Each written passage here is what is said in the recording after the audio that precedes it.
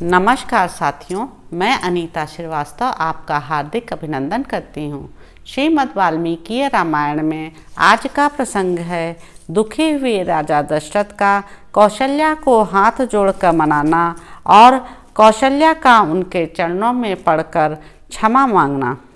शोकमग्न हो कुपित होकर श्री राम माता कौशल्या ने जब राजा दशरथ को इस प्रकार कठोर वचन सुनाया तब वे दुखित होकर बड़ी चिंता में पड़ गए। चिंतित होने के कारण राजा की सारी इंद्रियां मोह से आच्छन्न हो गईं। तदंतर दीर्घ काल के पश्चात शत्रुओं को संताप देने वाले राजा दशरथ को चेत हुआ। होश में आने पर उन्होंने गरम गरम लंबी सांस ली और कौशल्या को बगल में बैठी हुई देख वे फिर चिंता में पड़ गए। चिंता में पड़े पड़े ही उन्होंने अपने एक दुष्कर्म का स्मरण हो आया जो इन शब्दभेदी बाण चलाने वाले नरेश के द्वारा पहले अनजान में बन गया था। उस शोक से तथा श्री राम के शोक से भी राजा के मन में बड़ी वेदना हुई। उन दोनों ही शोकों से महाराज संतप्त होने लगे। उन दोनों शोकों से दग्ध हुए दुखी राजा दशरथ नीचे मुंह किए थर थर कांपने लगे और कौशल्या को मनाने के लिए हाथ जोड़कर बोले, कौशल्य, मैं तुमसे निहोरा करता हूँ, तुम प्रसन्न हो जाओ। देखो, मैंने दोनों हाथ जोड़ लिए हैं। तुम तो दूसरों पर भी सदा वात्सल्य और दया दिखाने वाली हो। देवी, पति गुणवान हो या गुणहीन, धर्म का विचार करने वाली सती नारियों के लिए वह प्रत्यक्ष देवता है। तुम तो सदा धर्म में तत्पर रहने वाली और लोक में भले बुरे को समझने वाली हो। यद्यपि तुम भी दुखित हो तथापि मैं भी महान दुख में पड़ा हुआ हूँ, अतः तुम्हें मुझसे कठोर वचन नहीं कहना चाहिए। दुखी हुए राजा दशरथ के मुख से कहे गए उस करुणाजनक वचन को सुनकर कौशल्या अपने नेत्रों से आंसू बहाने लगी, मानो छत की नाली से नूतन जल गिर रहा हो।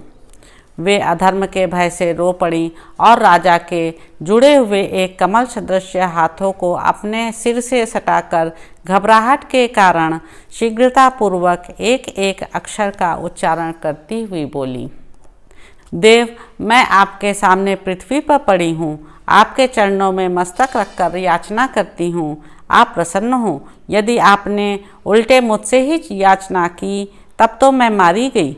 मुझसे अपराध हुआ हो तो भी मैं आपसे क्षमा पाने के योग्य हूँ, प्रहार पाने के नहीं। पति अपनी स्त्री के लिए इहलोक और परलोक में भी स्पृहणीय है। इस जगत में जो स्त्री अपने बुद्धिमान पति के द्वारा मनाई जाती है वह कुल स्त्री कहलाने के योग्य नहीं है। धर्मज्ञ महाराज, मैं स्त्री धर्म को जानती हूँ और यह भी जानती हूँ कि आप सत्यवादी हैं।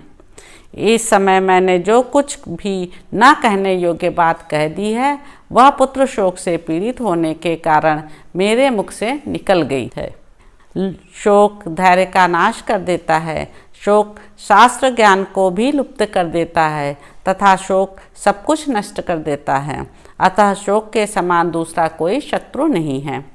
शत्रु के हाथ से अपने ऊपर पड़ा हुआ शस्त्रों का प्रहार सह लिया जा सकता है, परंतु दैववश प्राप्त हुआ थोड़ा सा भी शोक सहा नहीं जा सकता।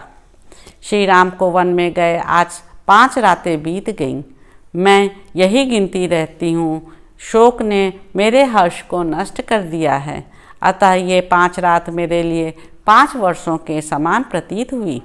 श्री राम का चिंतन करने के कारण मेरे हृदय का यह शोक बढ़ता जा रहा है, जैसे नदियों के वेग से समुद्र का जल बहुत बढ़ जाता है। कौशल्या इस प्रकार शुभ वचन कह ही रही थी कि सूर्य की किरणें मंद पड़ गईं और रात्रिकाल आ पहुँचा। देवी कौशल्या की इन बातों से राजा को बड़ी प्रसन्नता हुई। साथ ही वे श्री राम के शोक से भी पीड़ित थे। इस हर्ष और शोक की अवस्था में उन्हें नींद आ गई। तो इस प्रकार साथियों, अयोध्या कांड में निहित 62वां सर्ग यहाँ पर समाप्त होता है।